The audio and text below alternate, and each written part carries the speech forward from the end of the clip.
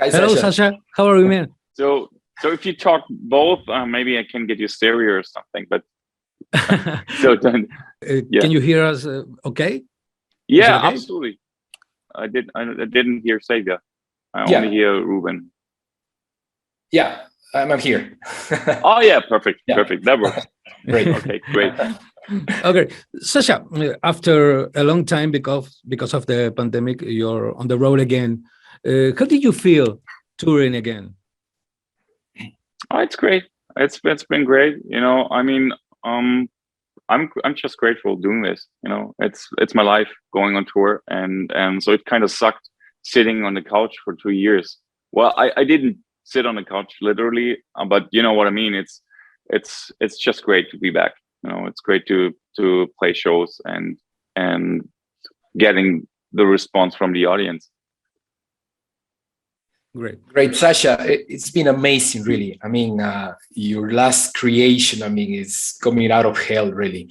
It's 3 guitars, it's 3 voices. I know they've been asking you this a lot, but I mean, for us, it's a dream come true. What we've been hearing about your record is like the old Helloween, but it's the new Helloween. Tell us about the process. I mean, it's amazing. It's still amazing for us. Tell us a little bit about the process. Yeah, well, thank you. Thank you for that. First, I have to say, I don't think it's coming out of hell. You know, but yeah, in a good way. You've got it right. You've got it right. I mean, that's what we tried to do. You know, we wanted to have a modern approach for the record, but at the same time, we wanted to have the vibe, like a retro vibe. You know, so and that comes down to the producing process. You know, we've used like a lot of old gear from the 80s, like mid 80s stuff, you know, and we went like Kai and I, we've been instantly going for like the Marshall sound, you know, like the old school Marshall sound on the guitar. We recorded drums to tape, you know. We had analog mixing involved. We spent a lot of time, you know. Normally, like in the past, we did records like within 3 months or something, except for maybe the Keeper of 7 Keys, the Legacy. That was like a long record as well, but now we spend much more time on it, you know, like refining and pre-production and different recording studios, you know. So there was a lot of effort, which is not common for nowadays producing standards, because nowadays artists, they don't get a lot of money from the record labels, you know. Nowadays people have to produce very quickly and release, you know. But since we had a great label and a lot of support from them, we were able to do that, you know. So yeah. Going back in time, Sasha, when you first get into the band, you were short time ago in Freedom Call, and then you are, I guess, maybe in rehearsal room with Helloween, and you were hearing those classic songs with you being part of them. How is it? How did you feel? Oh, it's a crazy ride, you know. I mean, now I get into the age where you're kind of taking snapshots from the past, you know. You kind of want to see, okay, what did I do the last 20 years, you know? And it's been amazing, you know. I mean, if I would die tomorrow, it would be fine, you know. I just had a great life until now. So and the funny part is that when I joined, or when the Helloween spot came and the call came, I was already out of the metal scene. It's crazy that like one decision changes your whole life, you know, because by that time I didn't want to be in that type of metal anymore. So I was out, like I was leaving Freedom Call, I was starting producing and writing, you know, and doing my own stuff, and it was like into a different direction, and I was already away from that, and then the call came, you know.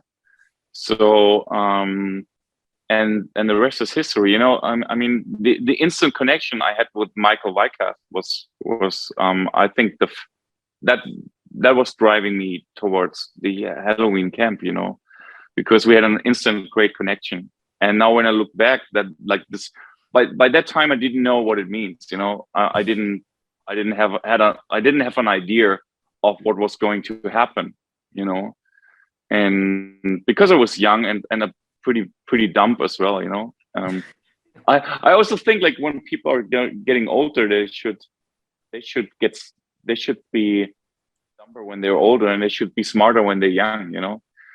So by that time I was pretty dumb. I didn't know.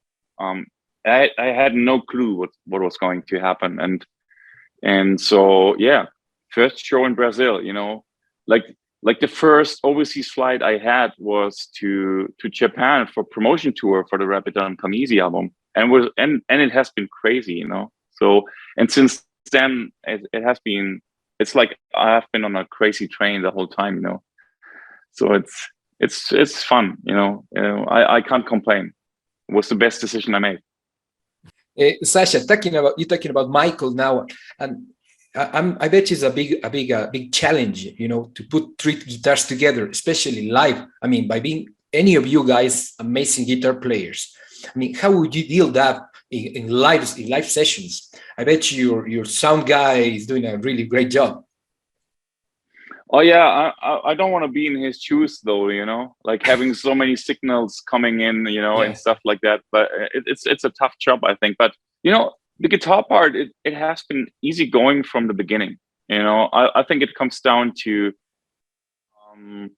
us being mature, you know, not being like young testosterone driven dudes, you know. It's really easy. Easy going. I mean, and also because I know what Helloween is about, you know, like instantly the first thing we did before the Pumpkins United tour was I would meet Kai in Hamburg. I would just visit him at home, you know. We would sit together and play guitar, and I made clear, hey, listen, I don't have to play a lot of guitar solos, you know. I know there are certain parts like in the old songs where people are expecting Michael and Kai coming out and playing their twin guitar melodies, you know.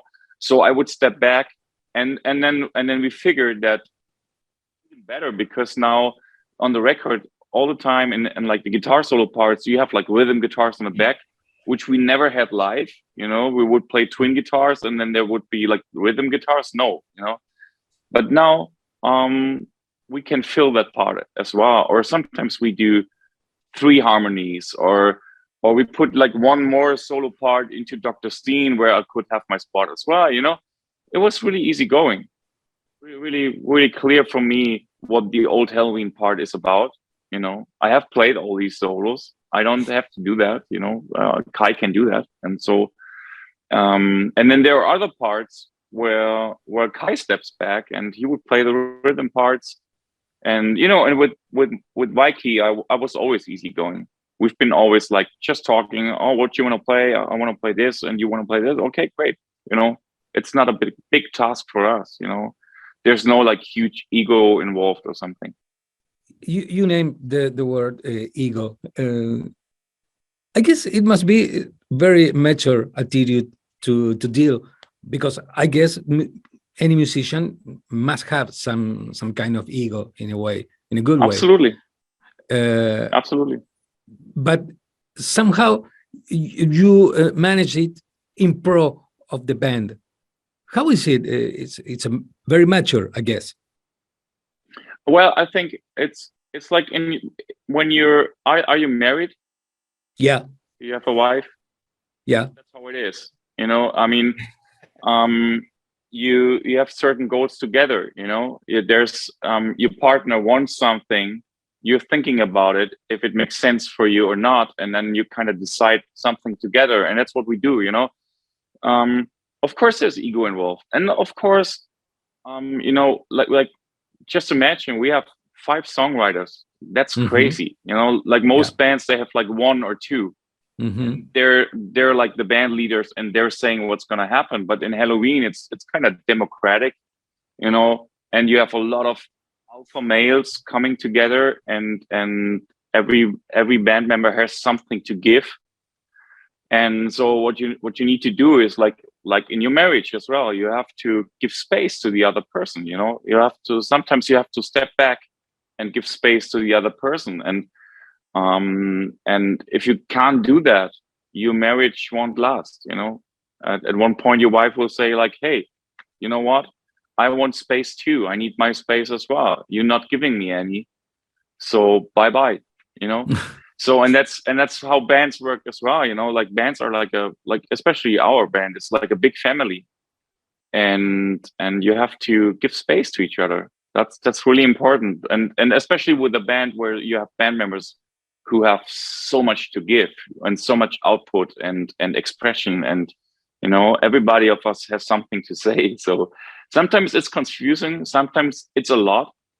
And I would lie if I say, oh, it's all happiness and there's no discussion. Of course, sometimes we have discussions, but we are able to solve them, you know, like adults would, you know. And then also I have to say, our management is great too. You know, our management is doing a great job and kind of mediating if something goes wrong, you know. Then if there's something we can't solve, they would step in and they would like taking places, you know. And so it's just fine, you know. I'm really happy that we're adults who can be like that way, you know, to have a great relationship. And in the end of the day, we know the goal. We want to go on stage. We want to make a record, you know, we want to do music together. And if you're not able to do that, you should be solo artists, you know. As a band, you're like in a marriage. Sasha, I think that a lot of this reunion, a lot of this association, it happens because at least you, it sounds like a really humble guy, and that's something very nice from you. It's very, very interesting. Thank you. Talking about the numbers, I think that there's a master plan behind it, because seven has been always a big important number for you. So keepers of the 7 keys, and now you are 7 guys and the 7 singers. It seems like 7 is a great number. Tell us about it. Did you plan these guys? No, actually, it's funny that you're mentioning it, because the number was part of the band for a long time, you know, and Mikey Kiske and I, we've been thinking about that as well, about that part, you know, because now it feels like it had to be that way, you know, because normally you would think a reunion means like, hey, let's throw out Andy, Darius, and Sasha, and then you have like a real reunion with like 5 band members, you know, and except for Ingo, you would have the originals, you know. But that we all decided to do this together, and ending up as a 7-piece band is kind of magical. Absolutely, yeah. I don't want to get too spiritual about it, but of course, it's kind of crossing our path, the 7, you know. And I also think it's better than 6. Great. I think we're running out of time. So could you please say hello to Headbangers readers and all the fans in Argentina, where you're going to play soon? Yeah. Hello there. This is Sasha from Helloween. Hello, Argentina. And you're listening and reading and watching Headbangers in Argentina. And it's great to come to your beautiful country and play a great show. I hope you will be there, and let's have a great metal party together. Peace and stay healthy.